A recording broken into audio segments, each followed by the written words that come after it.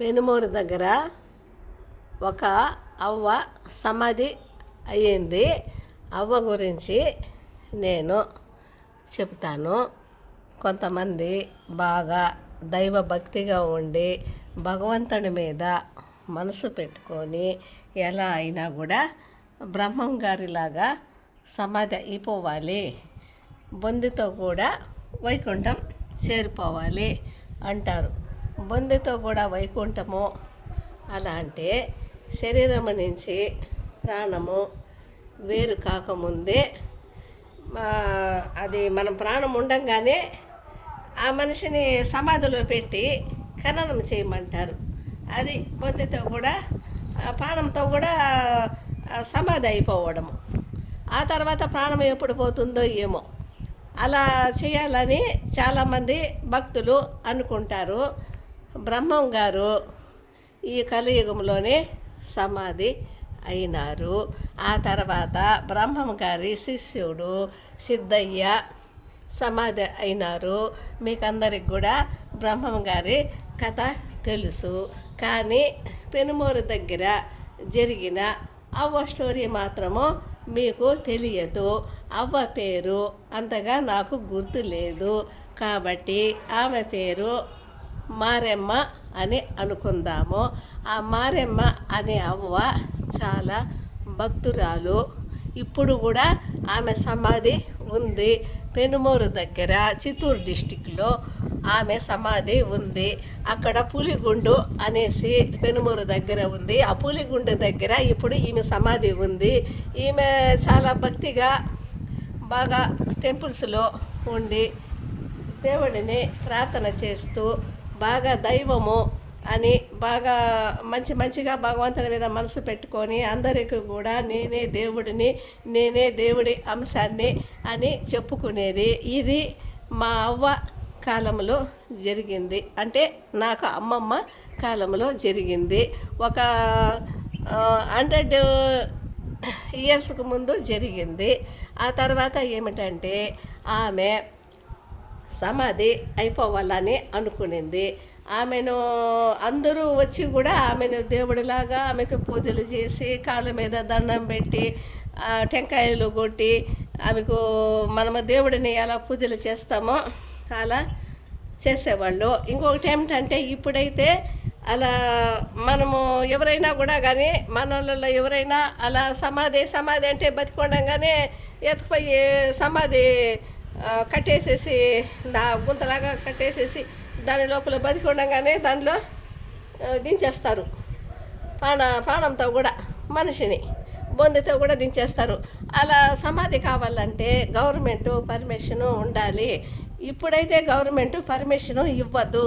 అప్పట్లో 100 సంవత్సరాలకు ముందు ఎలాగో గవర్నమెంట్ పర్మిషను తెచ్చుకునింది ఆమె. ఎందుకంటే చాలా ఏజ్ అయిపోయింది. దాని తగినట్టుగా ఆమె బాగా ఎక్కువ వయసు అయిపోయింది. ఆమె మంచి దైవ భక్తురాలని ప్రచారం అయ్యింది. ఆమె పెనుమూరు దగ్గర ఏదో గుడిలో ఉండి ఆమె దైవం మీద భక్తిగా కాషాయ వస్త్రాలు వేసుకొని రుద్రాక్షమాలలు వేసుకొని ఆమె దేవుడిగా అని అందరికీ ప్రచారమైంది. మారెమ్మ అనే అవ్వ ఇలా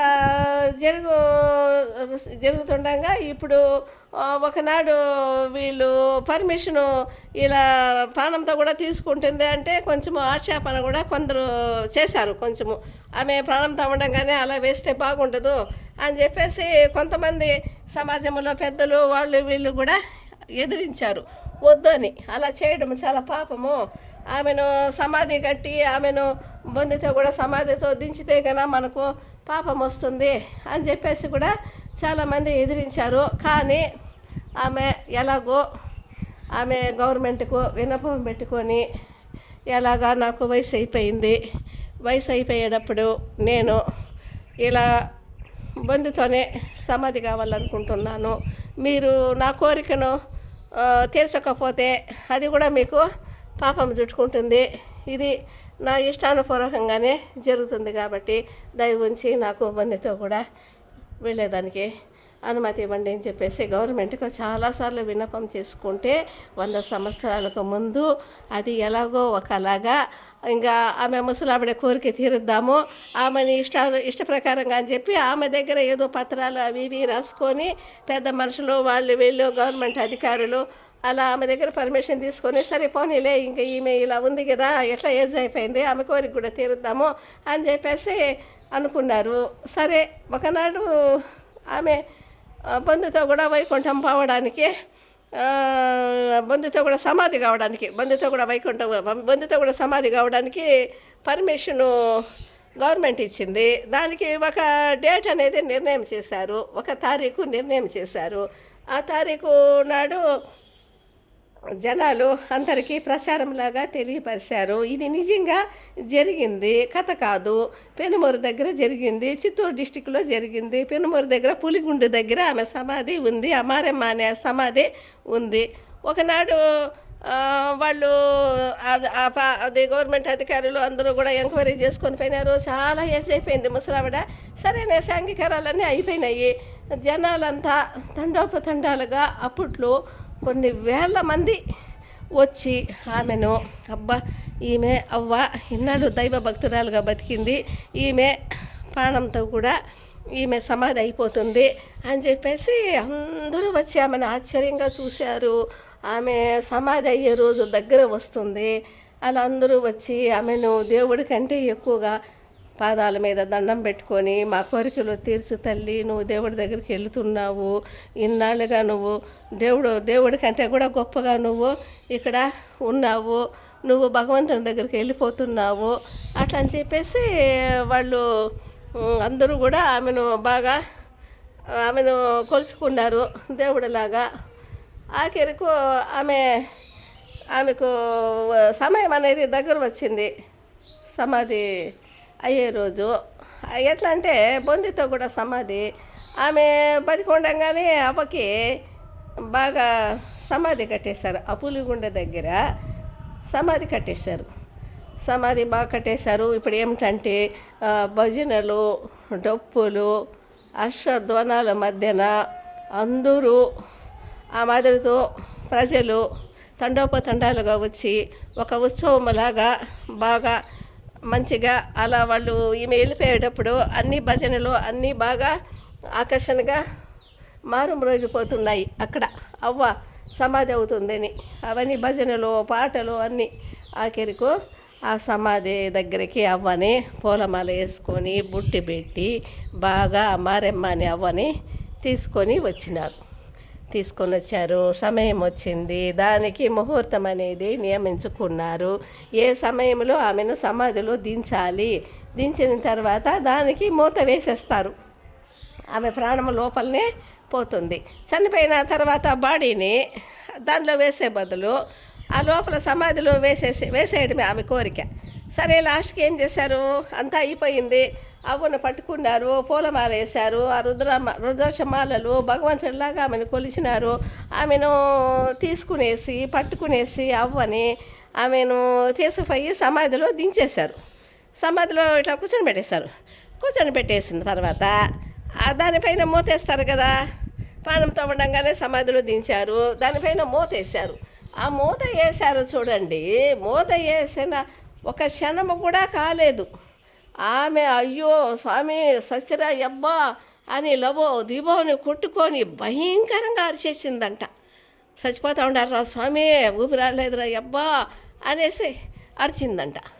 అప్పుడు ఆమెను సమాధి నుంచి తీసేసి అందరూ ఇంత మాత్రానికి ఎందుకు, అందరూ ఇట్లా ప్రాణము భయంకరంగా పోతుంది కదా, నువ్వు ఇలా అందరినీ నమ్మించి నేనే దేవుణ్ణి నమ్మించి అలా చేసి ఎంత గలీజుగా నువ్వు చేసినావు ప్రవర్తన. సరే పోనీలే ఇంకైనా బతుకు. ఇట్లా పనులు చేయడం వల్ల గవర్నమెంట్కి కానీ అధికారులకు కానీ అక్కడ సమాజంలో ఉండే ఆ యూనిట్ లాగా ఉండే పెద్దలకు కానీ అందరికీ కూడా ఎంత ఇదిగా నువ్వు బాధలు పెట్టావు, ఎంత ప్రచారాలు చేశావు, దీనివల్ల ఎంత ఖర్చు, ఎంత జనాలు రావడము అని చెప్పేసి ఆమెను అందరూ తలా ఒక మాట అయ్యో పాపము ప్రాణభయంతో అలా అయిపోయింది అని అనేవాళ్ళు. కొందరు అబ్బాతు ఈమె అట్లా చచ్చిపోయి మంచి పేరు తెచ్చుకొని ఉండొచ్చునే కానీ ఈమె మళ్ళీ బతికి మళ్ళీ బ్యాడ్ నేమ్ తెచ్చుకునింది అని అందరూ తలా ఒక మాట అనుకొని ఆ జనాలు వెళ్ళిపోయారంట. చూసారా ఆ ప్రాణం అనేది ఎంత భయంకరంగా పోతుందో. ఆ మారెమ్మ అనే అవ్వ సమాధిలో కూర్చొని ఆ బండ పైన వేసిన తర్వాత ఆమెకు ప్రాణం పోయేది తెలిసింది. మనిషి ప్రాణం ఎలా పోతుందో కానీ కొందరికి ఈజీగా పోతుంది, కొందరికి బాధగా పోతుంది. ఇంకా దేవుడు పుట్టించినవాడు మనల్ని ఎలా తీసుకుపోతాడో, ఎన్నిసార్లు పుట్టామో ఎన్నిసార్లు సచ్చామో మనకే తెలియదు కదా.